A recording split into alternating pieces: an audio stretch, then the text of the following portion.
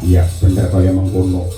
Mbadune gelar cerita. Ayo tak derek kenduk Mbang Rono sowan. Nggih. Kuku sing kok nulung siapanya apa sih? Aku sagung perasaan.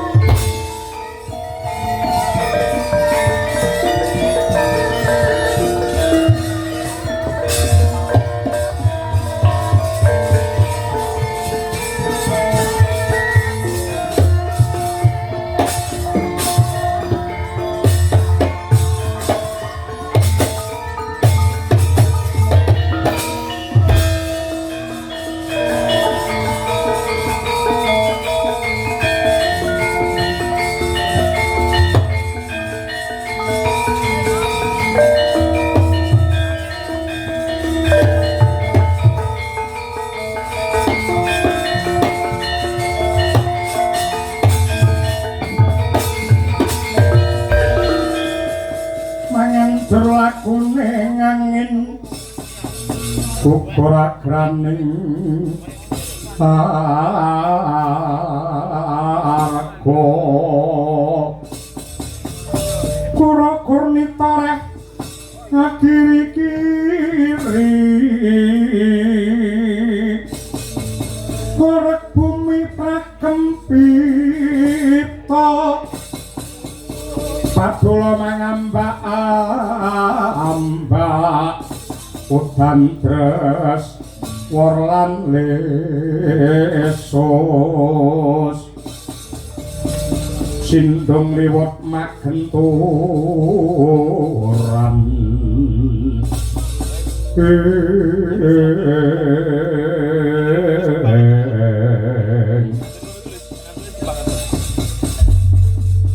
apik renggani suruh kawula nuwun wonten timbalan ingkang adhawuh sinuwun Prabu Dewadenta Temenggung Gardapati kawula nuwun wonten timbalan ingkang adhawuh Kanjeng Sinuwun apa to sebabe ripalungguhan iki kowe adoh ndak awet cedhak saya ndak raketake mapan ana ing pasanggrahan Tapawates negara Slagayama bebote anggonku duwe rasa tresna gandrung kayungyun edan kepayang ngengkleng bingkleng anglamong lawan sekaring kedaton ing negara Slagayama ya kuwi Dewi Kuntul Wilanten mula wiwit saka budal saka negaraku parangake tak jangkah sepisan dadi supaya enggal mondhong mustikaning rasa lajeng keparingipun kados pundi kula madhong dawuh Anggomu dandan aja kok kendhone kepara malah kenceng ana merga bakale mupu sayembara perang sing digelar dening Gagak Boko. Jaga ing diri sawega ing ati. Nadyanto sambung obor colok lintang rambatan pundak. Liwat dalan mangetan budal dina iki.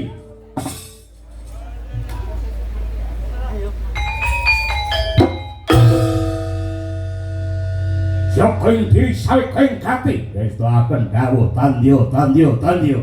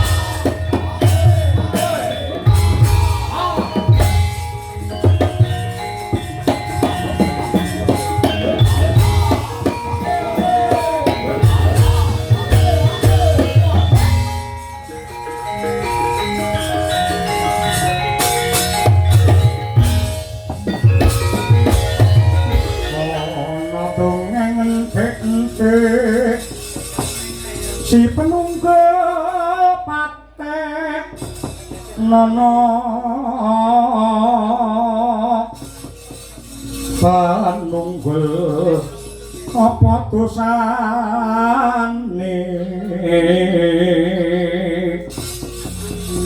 dosa ngkulisa kama aja di ndak kualat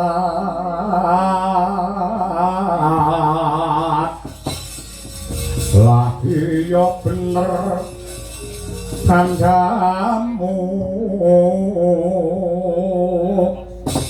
lari sumber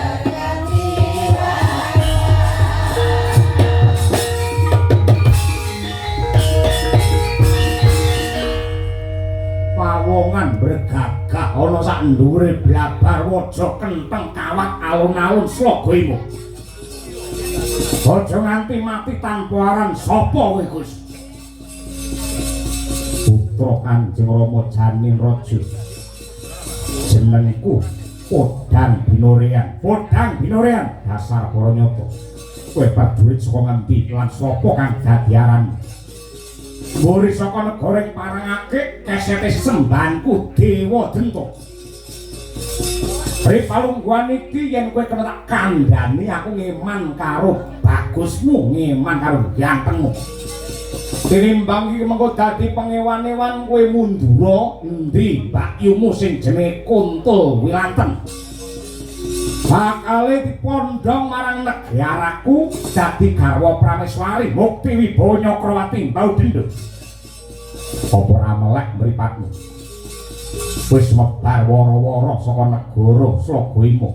Sapa wae sing pengin mengku mbakyuku. Kowe kudu bisa ngasorake kabeh para adhi-adhine. Sare sing ngedekake sayembara gagak boko pancen kaya mengkono gandeng wadya balamu pirang-pirang ninggal tata krama. Kula ripalungguhan iki kabeh putra-putrane Kanjeng Rama Janinraja bakal ngalang-alangi diapurmu sirangati tata krama. Sugih kendel bondo wani legan golek omongan bopunuk golek pasangan. Mrai tata ngajau. Yen panjenengan pringgak yen dipecik tanganku ndak mergi adawan cepak iki gamung layang nyawa tak kuroni batangmu.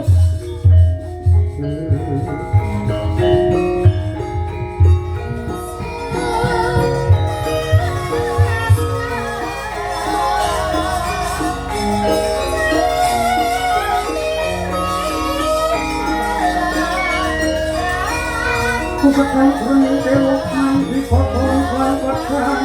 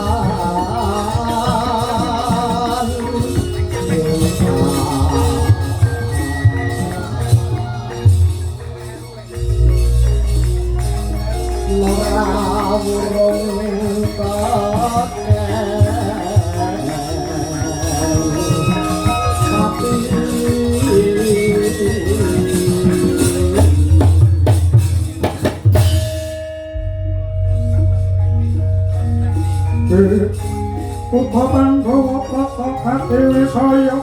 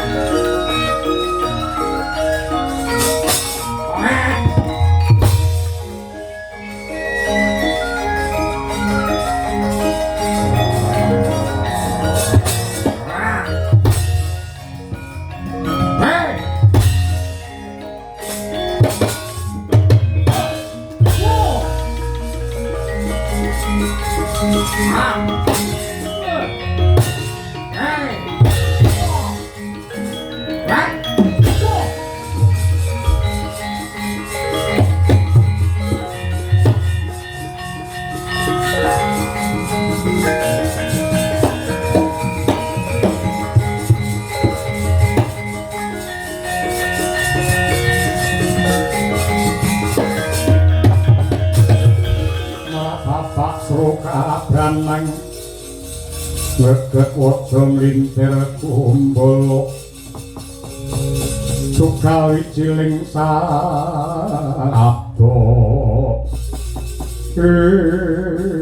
prayoli binantang wadya bala saka negara Parangake wamangga priya tanding lawan Gagak Baka lan adi-adine Marakake gulung ana genderamu bongkok ana gamanmu iki Prabu Dewa Denta sing magut suraning driya janjra minggat kokok getihmu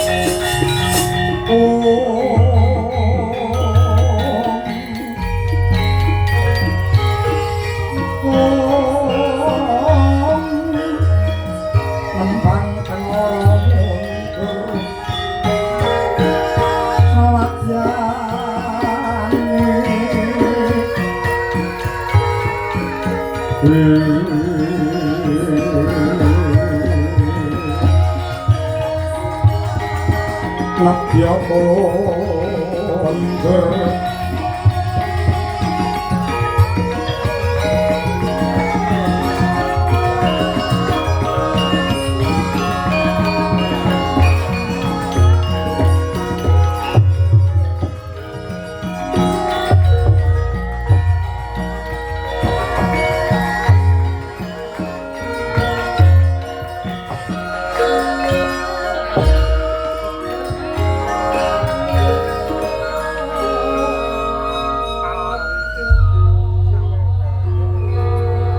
Saya kalau arah sabya lintang kumadap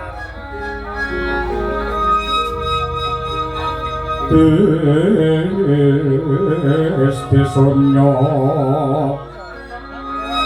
tengah wangi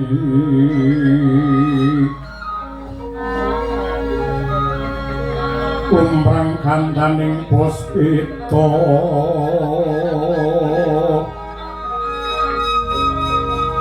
Karang iwaning putyanira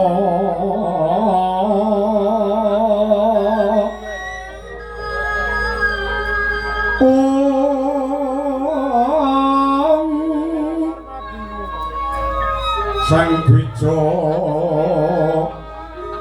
hambrengan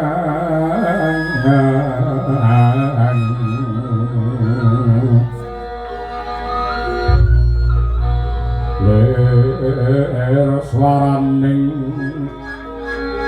matu branto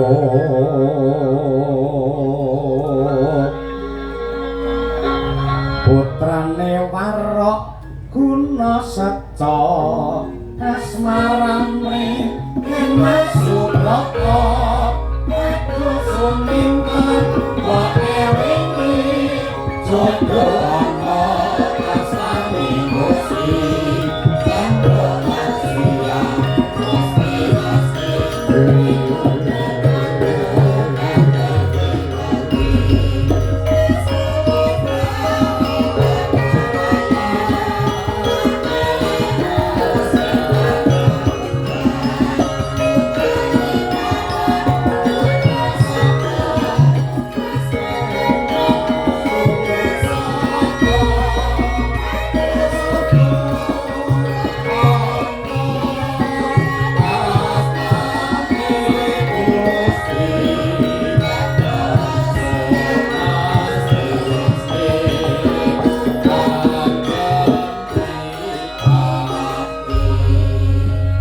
Sanggrang Candra Negeni Purnama Sumenar nyare kaya ngiling bawana Kartika abyor sumunar renggane antariksa Nadyanto ing wanci ratri kawis tinggal endah parandene Sara Prabawa kaliyan putri Madukara karo Raden Arjuna nenggih Dewi Wara Subadra dengan keparengan inggah wonten ing pendhapa kasatriyan angan tuantu prapanipun ingkang raka mangkono Dewi Sri Kandi winten dalu tansah sumanding dumateng ingkang mbakyu nenggih pun lara ireng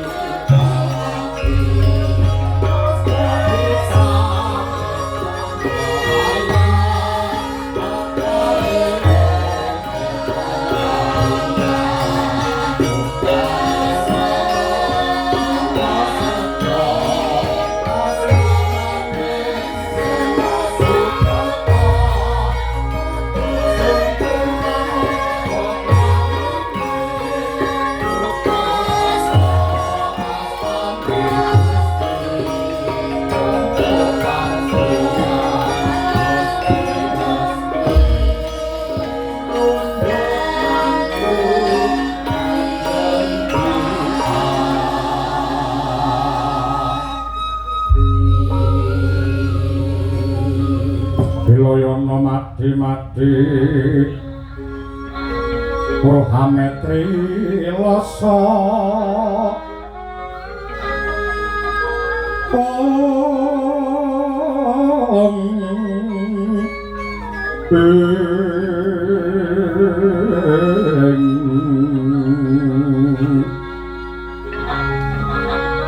Manglono pangapetira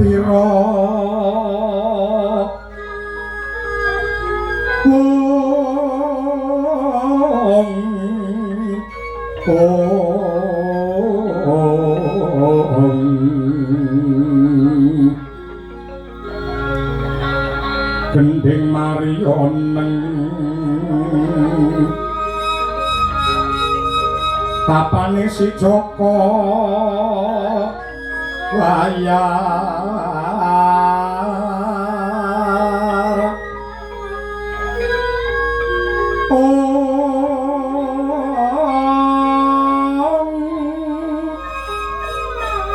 lir katetya mandra kini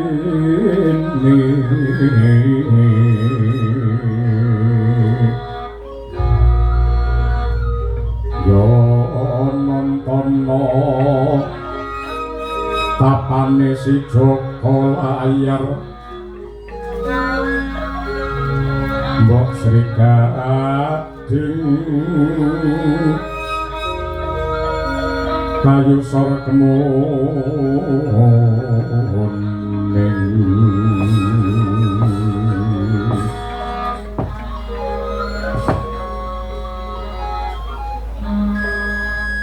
kawula nuwun sewu Kakang Bawara Sembadra dene samangke yektosipun para pepundhen Pandhawa sarta warga ing negari Ngamarta menika anggadhahi dosa sarta kalpatan menapa dhumateng dewa yektosipun perkara boten wonten kendhapipun prahara tumpuk matumpa-tumpa prasasa ketaman wujudipun pagebluk Mayangkara satemah para kawula sami wayang wewuyungan karana wengi sing kahanan ing kados mekaten dosa kalpatanipun menapa para warga ing Ngamarta Kakang Mbok Sri Kandi kowe tak kandhani ya Di durung karuan lamun ta pepeteng ingkang nglimputi ana negara Ngamarta iki merga saka dosa lan klerune warga Ngendra Prasta yen saka pangira iraku iki mujudake pandadaran utawa pacoban saka Hyang Agung kanggo kabeh para warga ing negara Ngamarta lan kowe perlu ngerti ya Di tondo tandane Pangeran Trisna klawan titahe kuwi ora kok banjur diuja penjaluke tansah dipinangkani nanging malah rina wengi nampa pandadaran sarta pacoban wiwujud katresnane Pangeran contone para rasuling Gusti utusane Pangeran kae panjenengane lak klebu titah sing ditresnani karo Gusti ingkang gelar jagat margake saiki tlitilen endi utusane Pangeran sing uripe mulus kepenak rina wengi mung tansah nampa ujian lan kowe kudu percaya Pangeran ora bakal nguji menungso sak njabane kekuatane menungso kuwi dhewe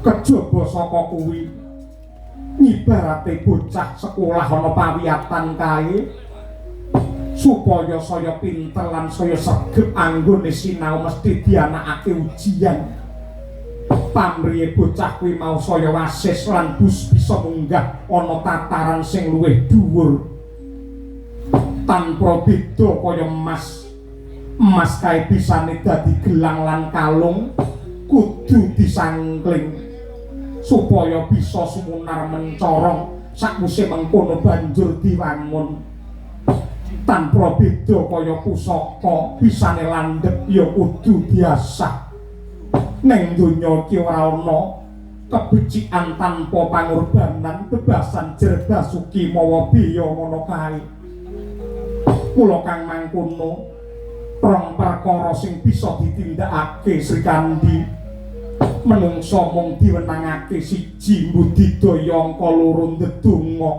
dene lakone kababare kepiye dipasrahake marang adiling kodrat lan aku kelawan kowe bisane mung nglakoni kanthi tulus lan ikhlas Srikandi.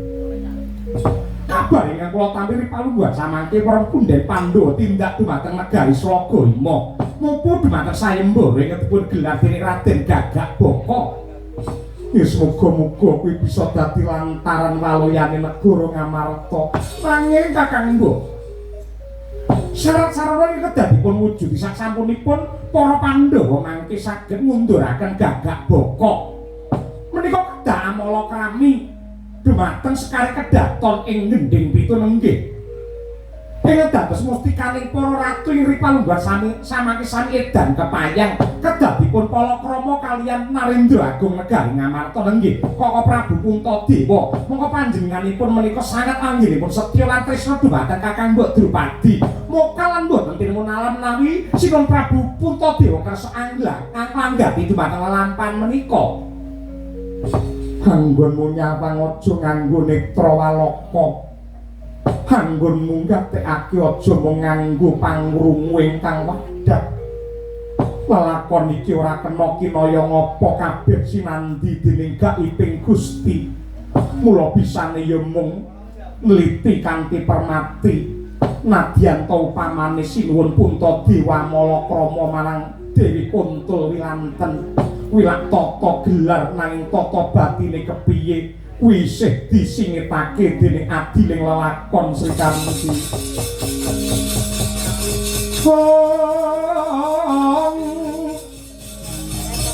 Pamedaring warasitaning ati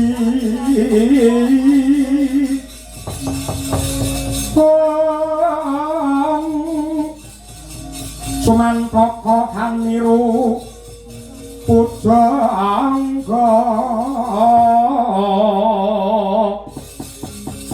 sahat muda ing batine marma kedah ginunggung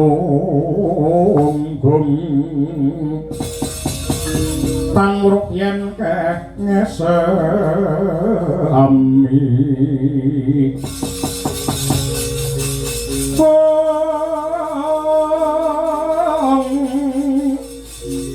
Hameksa sang rumpaka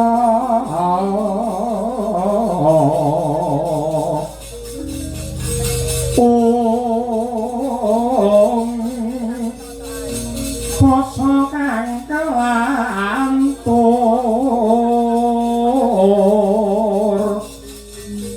tutur kang ketula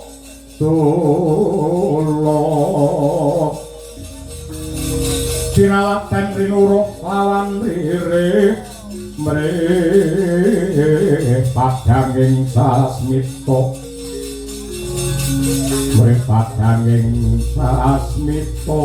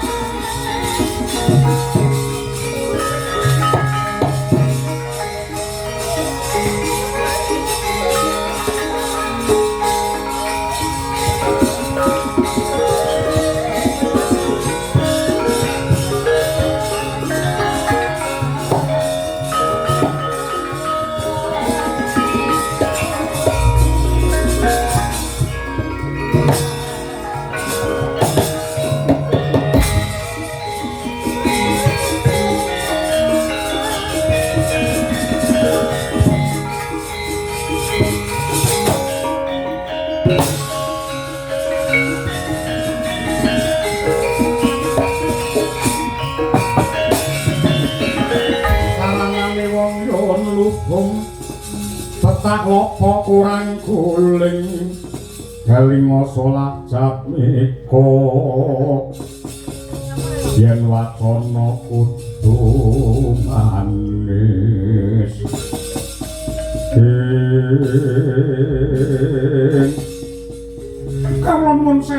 pasang kalimat tabe dilebih tulak manudu mawaing tawang tuwang.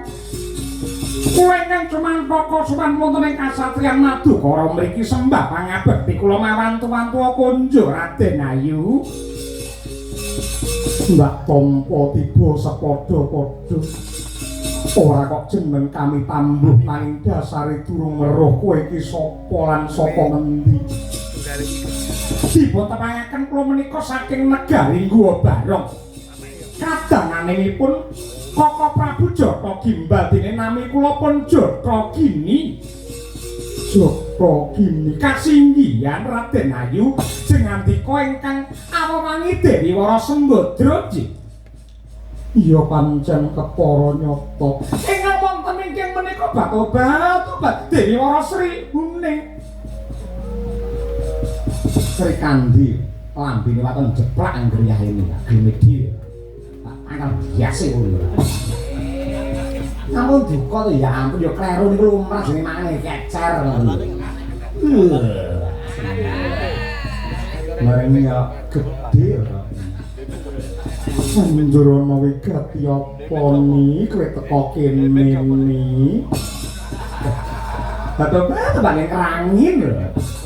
Ya kasepun malih-malih menapa Raden Ayu bobotipun nuruti dumateng krekat niat krenjeting manah kula. Menawi kula blaka mboten dipun tukani nggih. Apa? Menawi kula jujur mboten dipun tukani nggih. Oda. Kula menika blaka suta blak terus tegang terang. Nggih terang terus terang.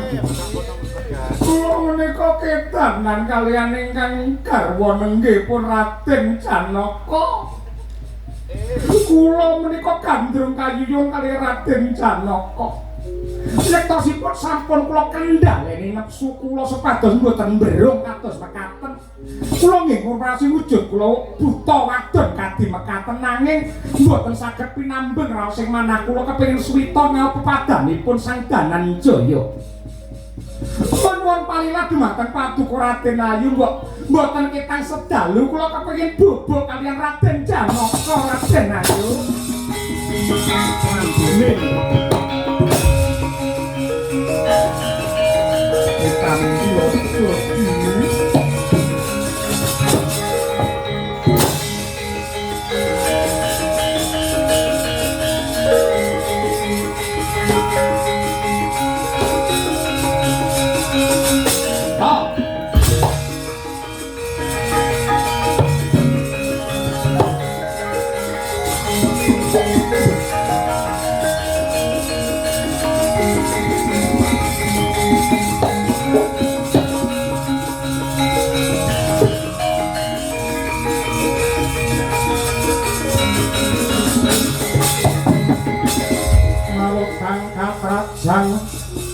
Ing tahun wadya sangkep kaprabon preng kang abramarkata Dewi Wara Sri Kandi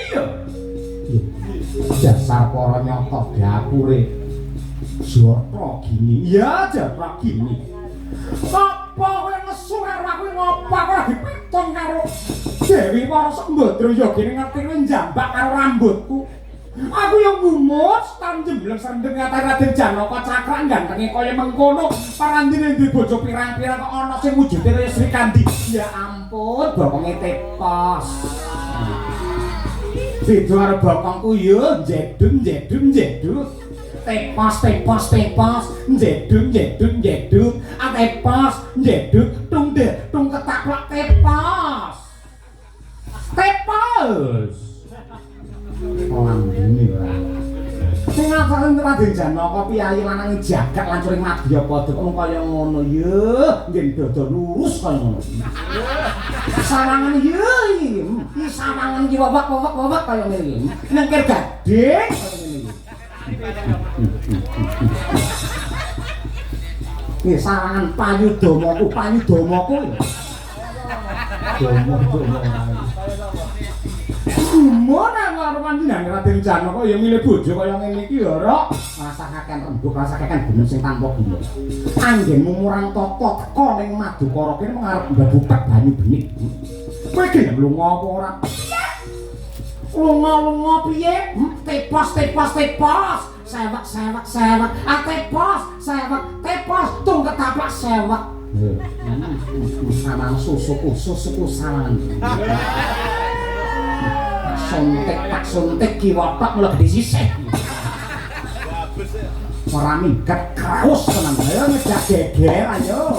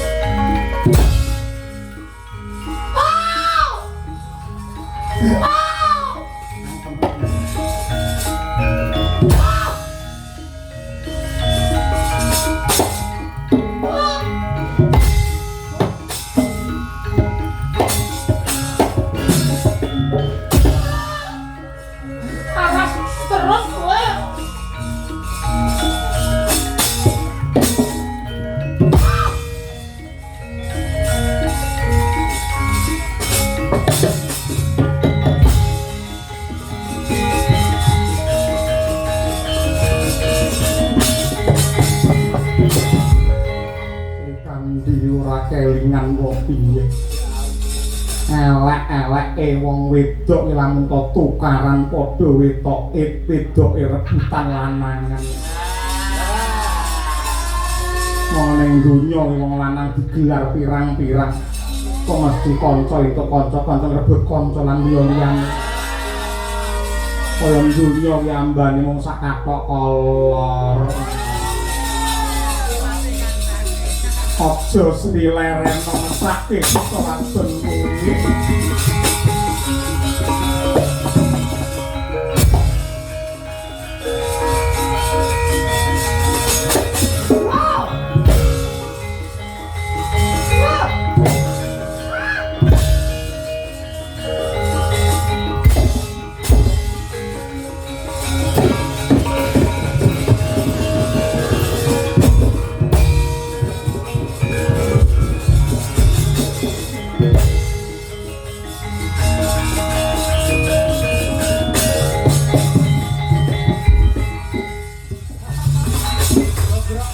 Gulung nganti kotange cepot kabeh rakrasa.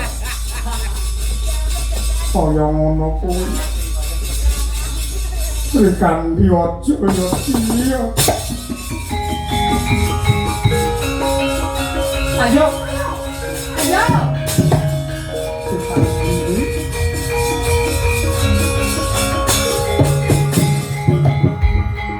Wanci kaget kenjang sekali. Oh,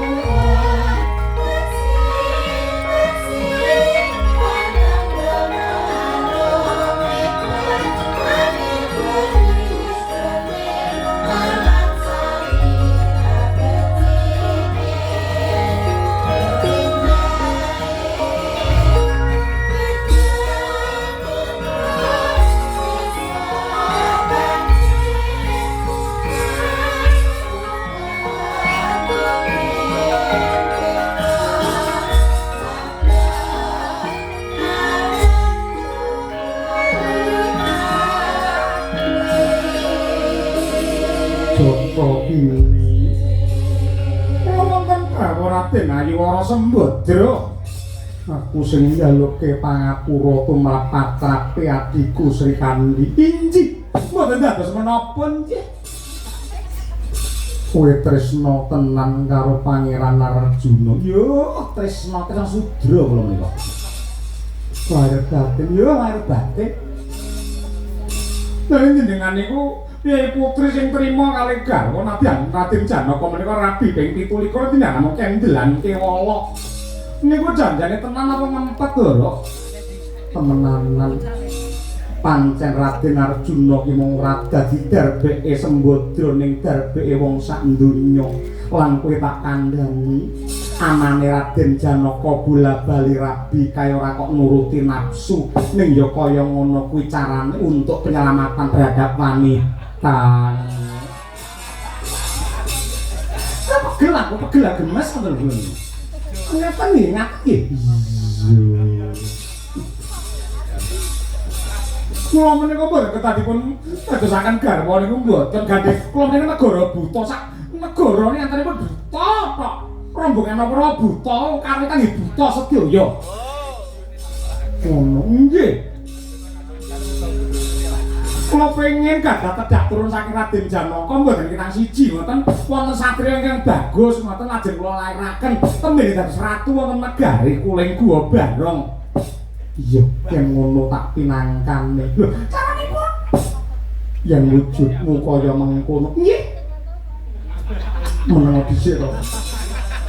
Ora bakal ditampa swita marang Raden Dananjaya. Kowe kudu ayu, kowe kudu nggak wujudmu sulistya. Lah wujudmu pancen kados mekatet meremo. Dalem kowe meremo. Babat mangke babas film. Aja. Lho pitik saklo kita mboten nonton ing film nyatane mboten celuk-celuk. Mergo wis sampyo kabeh.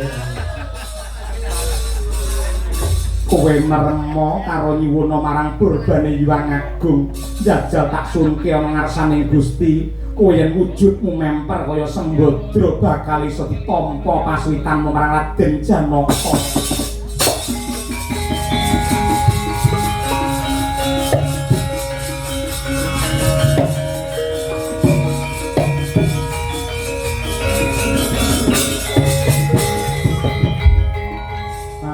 Jajak desa Kamil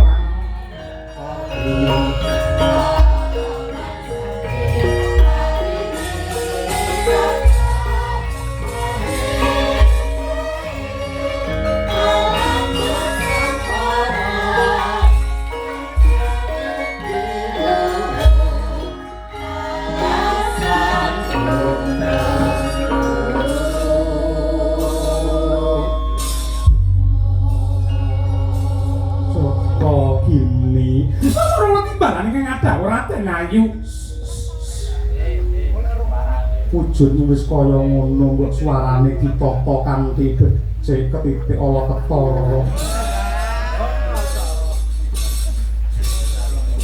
Joko kini ayo sing alus wonten mimbalan ingkang adoh Pangeran Arjuna ora seneng wong wadon sing suarane kaya ngono rada arum ya rada cenggek Joko kini wonten timbalan ingkang adoh kuwi limbu ngono padha aku sak aku Joko kini wonten dawuh lah kaya ngono kuwi kiko aja njoget wong alus kok njoget kaya ngono kowe golek ana Raden Arjuna aja nganti ngerti Sri Kandi golek ana Raden Arjuna kabare tindak marang Slaga Ima ana giri ora negara Slaga Ima gending pitu wah ngaku lan kita jenengmu ki Sembadra tak kira Pangeran Arjuna ora iso mbedakake antarane naga gini karo Sembadra yen wujudmu kaya ngono. Akan panuwun daya-daya kula nyuwun pamit Raden Ayu. Mugi-mugi Sembadra ingkang kula jompa Raden Ayu. Socaniro ngapunten nyawang kaya ngono iki malah gedeng.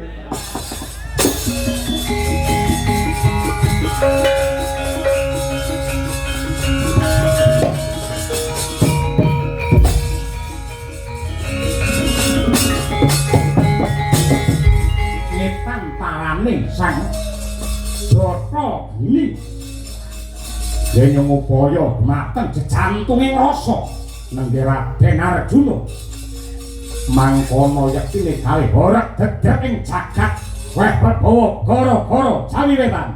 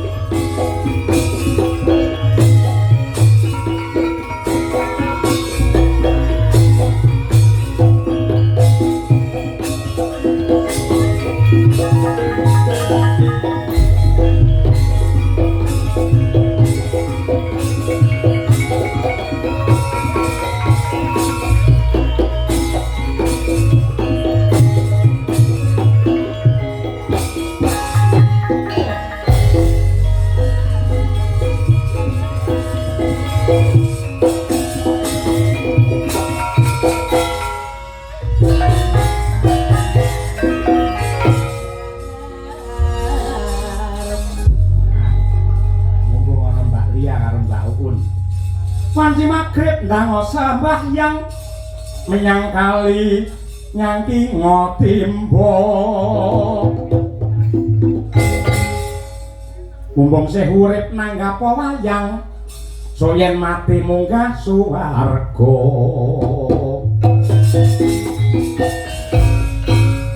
kuwi ngono omongane wong golek duit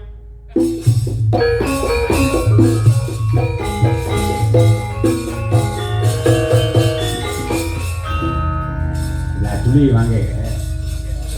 Tunak jaitun matune penak bayare. Yuk. Mangga, Pak.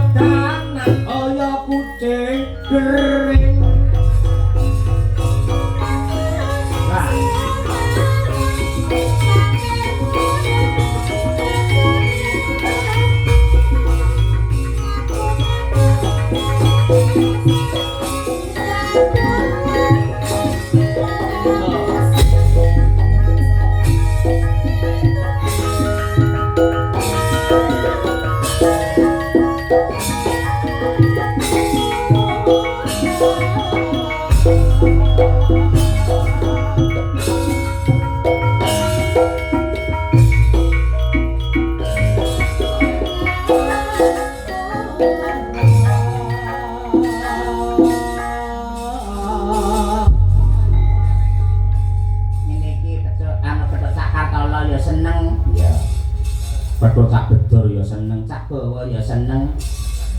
Rapenak lek pedhot karo blandar rodok. Nah, sing jenenge kabudayan awake dhewe bejo banget Mas Gareng lan kowe Gong. Dene para pepundhen, para luhur, para simbah-simbahe dhewe ditinggali kabudayan sing jan kaya mengkene apike terus semono akehe. Dhewe saking Banyuwangi malah tekan Bali barang saya ngulon ning Surabaya, ning Malang duwe ciri khas dhewe-dhewe nganti tekan wingi sing di acarane ya kuwi festival budaya Mataraman nganti tekan Kediri, Blitar, Tulungagung, Ponorogo, Trenggalek. Sing nyatane ndelalah entuk kawigaten saka pemerintah satemah diangkat meneh ya kuwi budaya Mataraman. Budaya Mataraman iki piye to? Tegese daerah-daerah sing biyen kuwi di bawah pemerintahan Mataram ya, Mataram Islam. Ing antarane ya sing tak sebut-sebutake mau. Nah, Jawa Timur iki pamane Blitar, terus Tulungagung, Kediri, Nganjuk, nganti Ponorogo, Pacitan, kuwi jenenge Mataraman. Lah, budaya apa yang telah ditinggalkan oleh orang Mataram di zaman dahulu sing dikolaborasi karo budaya Islam sing nyatane diangkat kembali supaya para generasi saiki tetep tresna lan ngerti marang budayane dhewe. Lah ngono wis. Lha tegese tanpa beda kaya Bapak Supito iki, Tru. Iki ora mung hura-hura, ora mung do seneng-seneng wae ning intisarine Pak Supito kuwi ya kuwi ngangkat seni tradisi ora mung nguri-uri kepara malah ngurip-urip supaya kabudayan iki tetep ngrembaka. Wis ta kabudayan apik kaya apa, lek ora enek sponsor, ora enek sing ngangkat, ora enek sing nanggap. Iki mengko ya bakale mati halus. Iya, bener kaya mengkono. Ngono kuwi. Mula dipujakake didongakake mugi-mugi Bapak Supito sak keluarga tansah ginanjar seger kewarasan. Iya. Waras ki penting, silat ki penting. Aku dadi apa-apa lek ra sehat malah cilaka to. Iya, Mergo jane yen gelem nliti kanthi permati gelem nyinau. Wong ki nglakoni apa wae kudune nek ngelmune men awake sehat. Iya, ngono kuwi. Sak adus iki lho aku bareng maca ning buku ki bak ana carane. Masa? Mula wong kudanan kae mak bres cekene ndase sik sirahe sik. Kuwi gampang ngelu, gampang flu. Mergo pancen kuwi bagian urak saraf sing pancen gampang kuwi bisa dadi penyakit. Mula adus sing bener kuwi nun sewu. Wiwit saka ngisor, Tru. Kok ngisor? Saka sikil sik digebyur-byur ngono kuwi. Nganti tekan dengkul digebyur, nggen pupu digebyur nganti sak apa kuwi weteng digebyur, bar kuwi dhewe sikatan luwih dhisik. Oh iya. Ngono. Lah yen rampung sikatan gandeng awake wis adem saka ngisor, lagi kena digebyur. Gebyur sirah ora apa-apa. Iya. Aja nganti pisanan adus sing kok gebyur langsung cengelmu utawa gulumburi. Kuwi bahaya. Oh iya, metabolis tubuh bakal cilaka terganggu. Iya. Ora mung kuwi ya bab mangan barange ya ana aturane apa-apa ana aturane, urip ana aturane, waton ora kakean ora ngongso. Apa-apa yen kakean dadine ra apik. Iya, mangan kakean ra apik, efeke ngantuk. Iya. Ngombe ya ngono yen kakean dadine ku beser gampang uyuh wae. Iya. Ngerokok ya ngono. Lek kakean kuwi iso bahaya, lek sak madya sing dirokok sakler aman to. Iya. Bener kuwi. Kowe golek pembelaan dhewe. Pembelaan kuwi barang kuwi. Jaluk rokokmu no bose kok. Urung-urung wis njaluk. Ngaturaken panuwun ing tanpa upami sowan malih wonten Laladan Magetan. Monggo rumiyin menika meneh Magetan meneh mboten Pak Anom Surata menika mboten. Alhamdulillah awit katresnanipun para kadang-kadang ing Magetan marambah makaping-kaping kula sak kanca madangkara saged nderek tepang gladi wanuh lan ugi silaturahim wonten ngarsanipun para punden, para pinisepuh lan para kadang-kadang sedaya kemawon boten badhe umuk menapa-menapa nggih. Intinipun delalah dipercaya kalian Bapak Supito ya awake dhewe ngaturake sak kadaring laku, sak gaduking nalar. Heeh to. Nggih, ngoten niku. Gamelane komplit. Nggih. Beda karo mambengi, beda.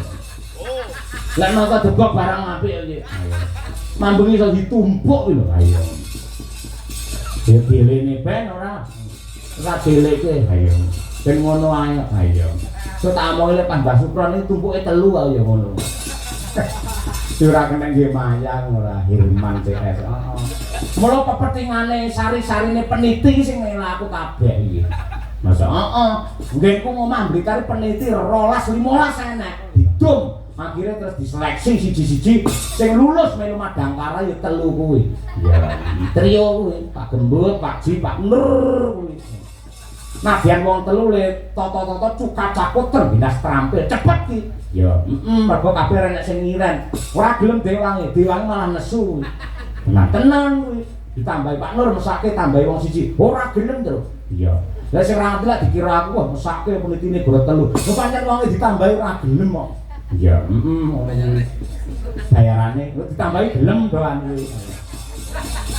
Wis sowan iki peneliti gamelan wiwit mau bengi Dokoro jam 09.00 wis sowan mrene gawang kelir iki nggih dekorasi. Lho, nganti palungguhan iki. Heeh, temenan. Kanca-kanca pengrawit yo hebat luar biasa nadyan to wingi yo bar tanggapan iki tanggapan meneh babar pisan rene sing mbiyuyut. Iya. Delok temenan. Heeh, Ngger ngantuk kancane ganteng langsung kok. Ayo. Aja anarkis, ngantuk ki yo nikmat lho ngawur ya. Para waranggana ing sowan menika jangkep wae jan luar biasa wiwit saking Jawi piyambak menika Mbak Lia Sundari weh jan Kyai merantasi tenan. Kiai iki kaya ngono. Lha pancen yen aku nyuwun prisa kali nang kakung menika kegiatane Mbak Lia teng dalem niku napa to Mas? Niku jare nggih mesti nyetel tip niku sing kaset lawas-lawas niku. Nanti nglokor-nglokor niku. Ayo.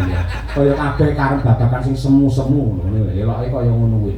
Mula bareng sing kakung semu sing putri semu ya dadine ya semu luar biasa kaya ngono kuwi.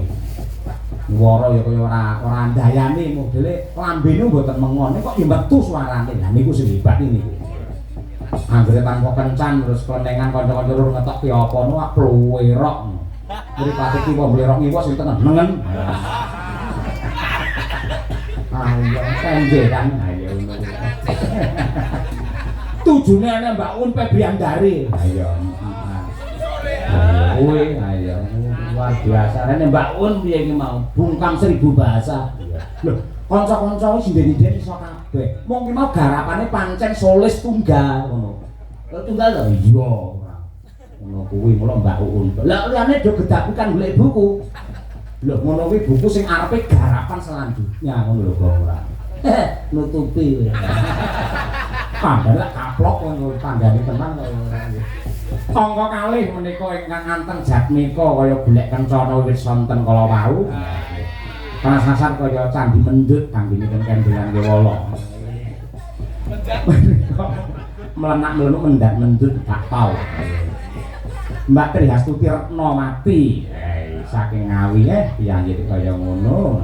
Bareng saya tambah yuswane, saya anteng, saya wibawa, saya ngengkreng jengguren respate iki mandheg katon ayune.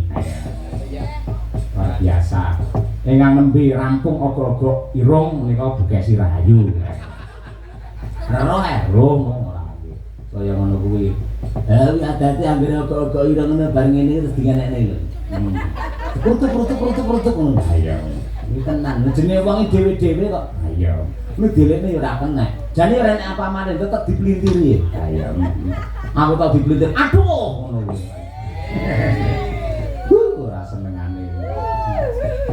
Kawajengaken menika Mbak Uun Febrian dari sarjana seni ya. Alhamdulillah kaya pas ngaso Mas Putut Puji Agusino kaya ora ngasta. Alhamdulillah. Pak Dak ya ora ngasta, Mas Adit ya ora ngasta.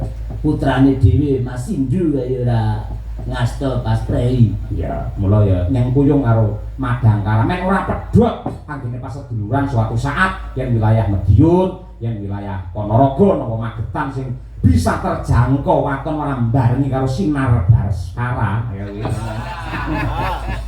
Ayo ora mbarengi karo Papa. Ayo. Aman to. Ayo, karo Pak Gunarto Gurotan Jendra. Ayo wis luar biasa elok. Saking Jumok menika Bonsari Laladan Madiun. Nalika Palakrama rumiyin menika kok sing mayang kula sing nabuhi kanca-kanca menika. Luar biasa ndelalah kaya ora perkara mandine dalange lakone kula kelingan Partakrama ndelalah kaya atut untuk runtungan nganti kaken-kaken inen-inen. Nah nggih. Urung tuwa lho kok kaken-kaken inen-inen nganti saiki lan sak teruse ngono kok. Oh iya. Menanan jos kuwi. Kalajengaken menika Mbak Birgita Ayu. Wah iya. Demes-demes ya temenanan. Lingguhe ora ana sing petoker. Ayo, petokare lho. Biasane ana sing suwonjor, terbang jigang. Ayo. Madangkara sawangan kaya ngono kuwi. Demes-demes.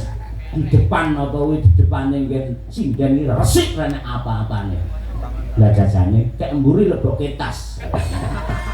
Go mulih didum. Ya rapi-rapi ngono alhamdulillah iso nggih conto karo liya-liyane saiki racake wis kaya ngono kuwi. Aja nganti singen dipacai ayu-ayu, jari anyar-anyar, bergas-bergas ning ngarepe nek kerdus aqua. Ayo. Ayo aja nganti toto sing ati becik. Mbak Birgita Ayu Setiani sarjana seni menika saking Kediri ingkang minangka pamungkasing Paseban menika Mbak Pinong Nawangsih dan bareng gawe kacamata anak warna baru. Kaya ngono Bugesi biasanya anggar pengen warna baru ya macak angge bidan barang. Nang kamar kuwi enek bore barang ya guru. Variasi to kok variasi ngono kuwi lho. Sing jenenge katresnane piye kreatif awake dhewe mencintai istri. Aja kok njur wah bosen ora bosen mergone ora kreatif kok. Lah kreatif ora ana bosene. Ayo, heeh. Bugesi tau tak pasak reno-reno kok. Ayo ngono kuwi temenanan anggere. Bugesi iki macak apa nggen mripat iki ngangge soro ngono kae. Ayo. Foto-foto kain. Heeh, ngono kuwi. Lah, Mbak Uun ngerti soro ngerti ta, Mbak? Soro enak biyen film biyen soro kae. Elak temenanan. Iya, nggih. Kaya ngono iki Mbak Wina Nawangsih elak. Iya. Yo biyen wong tak cilik-cilik ngarani soro biyen. Zamane Satria Baja Hitam barang biyen. Iya. Batman. Iya, elak. Superman terus apa nang Power Rangers kan semono. Alsaweneng ae. Peterap Mahabharata entek kabeh. Zaman PPI mbiyen. Heeh, aku mbiyen sekolah ndelok kuwi ya. Aku jam 10 nang Mahabharata. Nek aku wis mulih ndelok Resi Bisma. Ayo menanan. Yo, aja omong terus kaya dalang dan. Nembang Mbak Uun kula nyuwun Mbak Uun dhumateng panjenengan Mbak Uun. Mumpung ketemu. Iya, cara Banyumasan iki genah jos Mbak Un iki.